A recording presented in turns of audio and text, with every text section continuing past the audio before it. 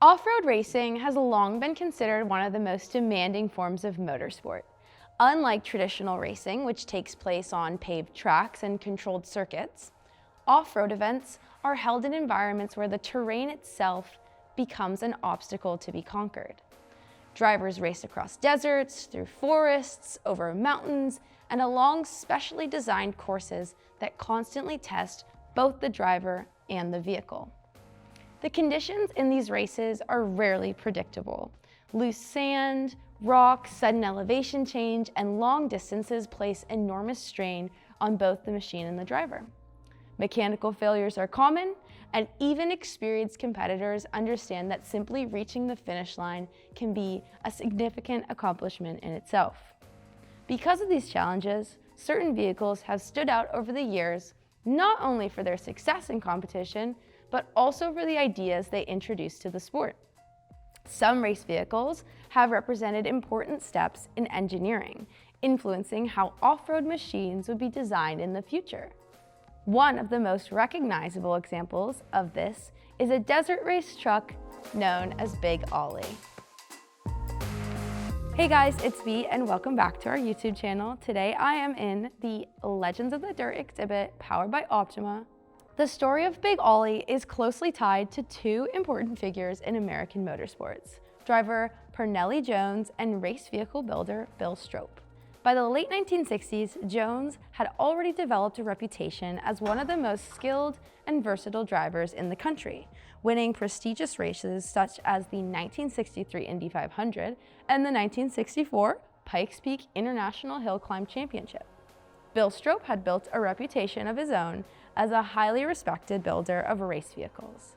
Through his work with Ford, Stroppe became known for producing competitive machines across several types of motorsport. Prior to Big Ollie, the two men had already worked together successfully in stock car racing during the mid-1960s. Jones drove one of Stroppe's Mercury stock cars, which was easily recognized by its red, white, and blue racing colors. And their partnership produced strong results and helped establish both as prominent figures in the racing world. According to racing lore, their entry into off-road racing may have begun somewhat casually at a Christmas party hosted by Hot Rod magazine publisher Roy Brock. Apparently, Stroppe reportedly joked that Jones might not be tough enough to handle desert racing. And for someone as competitive as Parnelli Jones, that was the kind of comment that was hard to ignore. Not long afterwards, Jones began competing in off-road events behind the wheel of one of Stroppe's Ford Broncos. The early Ford Broncos were known for their durability, which made them a logical starting point for desert racing. However, when driven aggressively in competition, those trucks began to show their limitations. Jones pushed the vehicles hard, and during races, it was not unusual for components such as wheels, hubs, axles, or other drivetrain parts to fail under the strain. Part of the issue was related to the Broncos' design. The four-wheel drive system added considerable weight, particularly in the front axle and transfer case.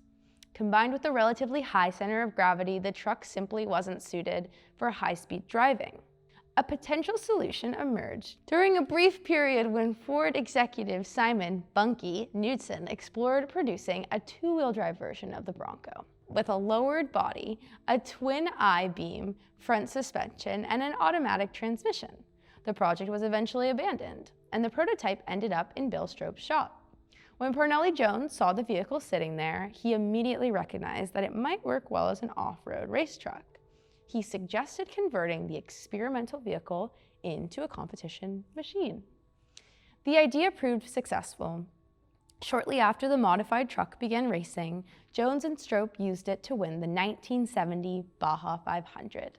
The victory demonstrated that a lighter, more specialized vehicle could perform extremely well in desert racing. Even with that success, Jones continued to think about how the design could be improved. The modified Bronco, sometimes referred to as the Pony, still relied on a traditional production frame that limited how much the vehicle could be optimized for racing. Jones wanted something purpose-built for the desert. His goal was a vehicle that was lighter, stronger, and more capable than anything currently competing in off-road events. When he first proposed the idea to Bill Stroppe, the response was cautious. Stroppe had an important relationship with Ford, and part of the value of racing Broncos was their connection to the production vehicle. Building a completely custom machine might complicate that relationship. Determined to move forward with the idea, Jones approached one of Stroppe's most skilled fabricators, Dick Russell. During a lunch meeting, the two began sketching ideas of a new vehicle on napkins. Their concept centered around building a tubular chassis that would reduce weight while providing greater structural strength.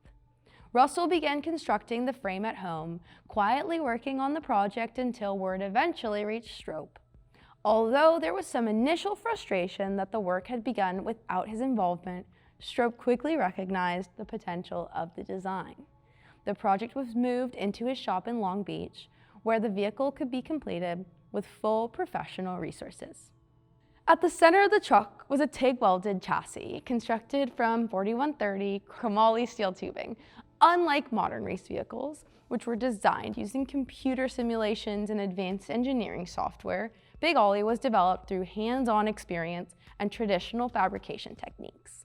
The body of the vehicle combined aluminum panels inside with a fiberglass outer shell shaped to resemble a Ford Bronco.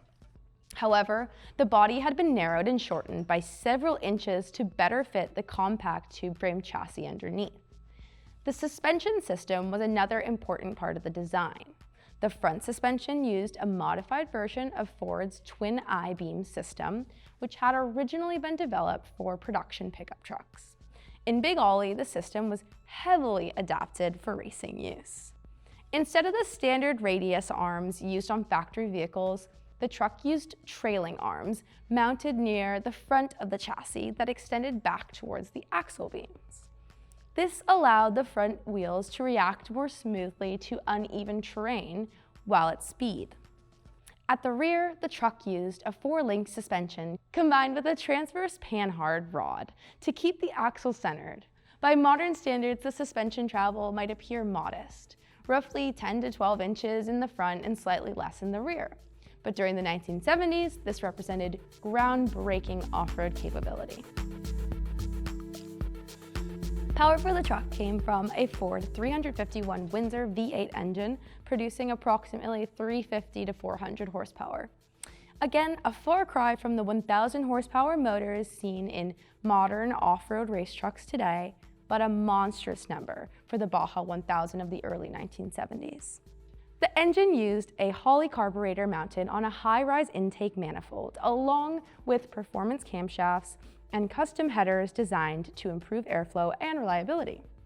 Early versions of the vehicle used a C4 automatic transmission, which was later replaced by the stronger C6 transmission that remains in the truck today. Inside the cockpit, the driver operated the vehicle using a Hurst shifter mounted in a custom center console. The console also included Stewart Warner gauges and electrical switches that allowed the driver to monitor the truck's systems during long races. Fuel was stored in 2 separate fuel cells, each holding roughly 22 gallons. One cell was mounted behind the passenger compartment, while the other was positioned lower in the rear of the vehicle to help maintain balanced weight distribution. One of the most distinctive features of Big OLY was the large aluminum wing mounted above the passenger compartment. The idea for the wing came from Parnelli Jones after he noticed that the rear of the truck sometimes felt unstable at higher speeds. Adding aerodynamic downforce offered a possible way to improve traction and stability across the rough terrain. The wing could be adjusted through a range of roughly 40 degrees, with the angle controlled from inside the cab. Over the years, stories circulated suggesting that the wing actually created massive amounts of downforce at high speeds. Jones himself remained skeptical of those claims, although he maintained that the wing did help the truck handle more consistently. Whether or not it was strictly necessary, the wing gave the truck a distinctive appearance that immediately set it apart from other vehicles competing in desert races. Big OLY competed in off-road racing for a relatively short period of time, from 1970 to 1974. During those 4 years, however, the truck built an impressive record of success. Jones and Stroppe entered the vehicle in some of the most demanding races in North America, including the famous Baja events. With its innovative design and Jones's aggressive driving style, the truck proved extremely effective in desert conditions. Among its accomplishments were victories in both the Baja 500 and the Baja 1000, two of the most challenging off-road races in the whole world. Just as important as the wins themselves was the influence the vehicle had on the sport. Earlier competitors often relied on modified production trucks, but Big Ollie demonstrated the advantage of building a race vehicle specifically designed for desert competition from the ground up. More than 50 years later, Big Ollie remains one of the most recognizable vehicles in the history of off-road motorsport, representing a moment when creative engineering, practical fabrication, and competitive ambition came together to produce something entirely new. For many desert racing fans, it remains one of the truest legends of the sport. Thanks so much for watching, you guys. This has been me for the Petersen Automotive Museum channel. Let us know what you want to see next, comment down below, and we'll catch you next week. Bye.